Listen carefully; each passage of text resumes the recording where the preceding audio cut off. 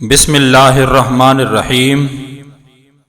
میں آج جس موضوع پر گفتگو کرنے جا رہا ہوں وہ ہے قرآن مجید کی عظمت۔ مدینہ میں ایک یہودی تھا، وہ ملک شام گیا تاکہ تجارت کے لیے کچھ سامان خریدے۔ سامان خرید کر جب وہ واپس آ رہا تھا تو اس کی نظر ایک غلام پر پڑی جس کا رنگ بہت کالا تھا، وہ کسی لحاظ سے بھی خریدنے لائق نہیں تھا۔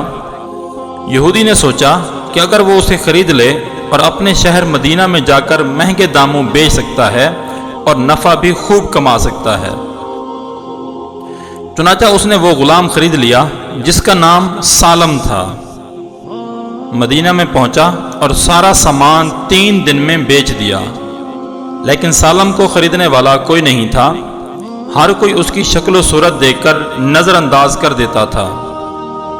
یہودی نے غلام سالم سے کہا کہ وہ سامان پکڑ کے دھوپ میں کھڑا ہو جائے تو لوگ یہ سمجھیں گے کہ غلام بہت محنتی ہے اور دھوپ میں بھی کام کرتا ہے، تو وہ خرید لیں گے۔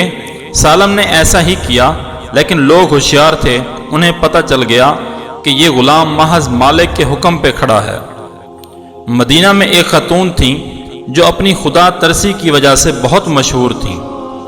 انہوں نے جب غلام کو دیکھا تو اسے خرید لیا۔ اس خاتون کا نام فاطمہ تھا۔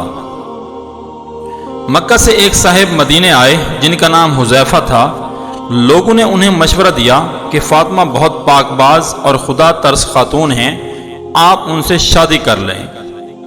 حذیفہ نے تسلیم کر لیا اور فاطمہ سے شادی کر کے واپس مکہ روانہ ہو گئے۔ سالم غلام بھی ساتھ چلا گیا۔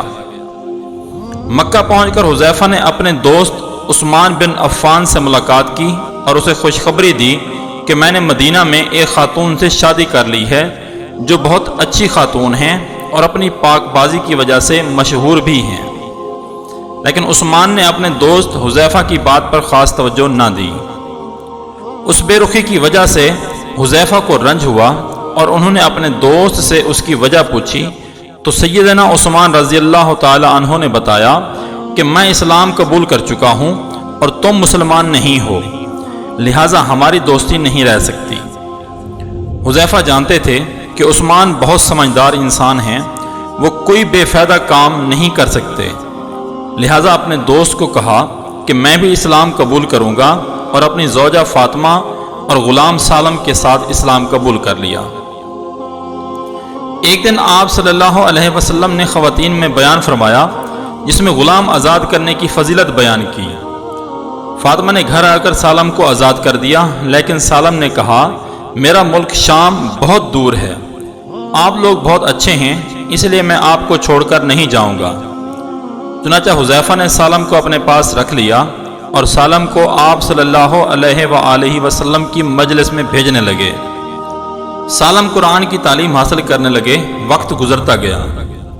ایک بار یوں ہوا کہ وہ مسجد میں قرآن پڑھ رہے تھے کہ آپ صلی اللہ علیہ وسلم تشریف لائے اور ان کا قرآن سن کر کہا تمام تعریفیں اللہ کے لیے ہیں جس نے میری امت میں سالم جیسے لوگ پیدا کیے۔ اتنی بڑی تعریف تھی کہ اس سے پہلے کسی کے لیے نہیں کی گئی تھی۔ ہجرت کا حکم آیا اور سالم نے بھی مکہ سے مدینہ کی طرف ہجرت کی۔ مدینہ جا کر وہاں کی سب سے پہلی مسجد قباء کے امام مقرر ہو گئے۔ لوگ رشک کرنے لگے کہ ایسا غلام جسے کوئی خریدنے کو تیار نہ تھا آج مسجد قباء کا امام بن گیا ہے۔ پھر وقت گزرا، آپ صلی اللہ علیہ وسلم کی وفات ہوئی۔ خلیفہ رسول سیدنا ابو بکر رضی اللہ تعالی عنہ کا زمانہ بھی گزرا اور امیر المومنین سیدنا عمر رضی اللہ تعالی عنہ کی وفات کا وقت بھی قریب ہوا۔ اس وقت سالم دنیا سے رخصت ہو چکے تھے۔ سیدنا عمر رضی اللہ تعالی عنہ نے فرمایا اگر سالم زندہ ہوتے تو مجھے امیر بنانے میں کوئی مشقت نہ ہوتی، یعنی میں انہیں امیر المومنین بنا دیتا، کیونکہ میں نے رسول صلی اللہ علیہ وسلم سے سنا ہے سالم کا دل اللہ کی محبت سے بھرا ہوا ہے۔ تو سبق یہاں پر یہ ہے کہ قرآن کے ذریعے لوگوں کو عزت بھی ملتی ہے اور ذلت بھی۔ جو قرآن سیکھ جاتے ہیں انہیں اللہ تعالیٰ ایسی حکمرانی عطا کرتا ہے کہ وہ لوگوں کے دلوں پر حکومت کرتے ہیں۔ سالم جن کو کوئی غلام کی صورت میں خریدنے کو تیار نہیں تھا، انہیں قرآن نے کیسی عزت سے نوازا۔ وما علینا الا البلاغ۔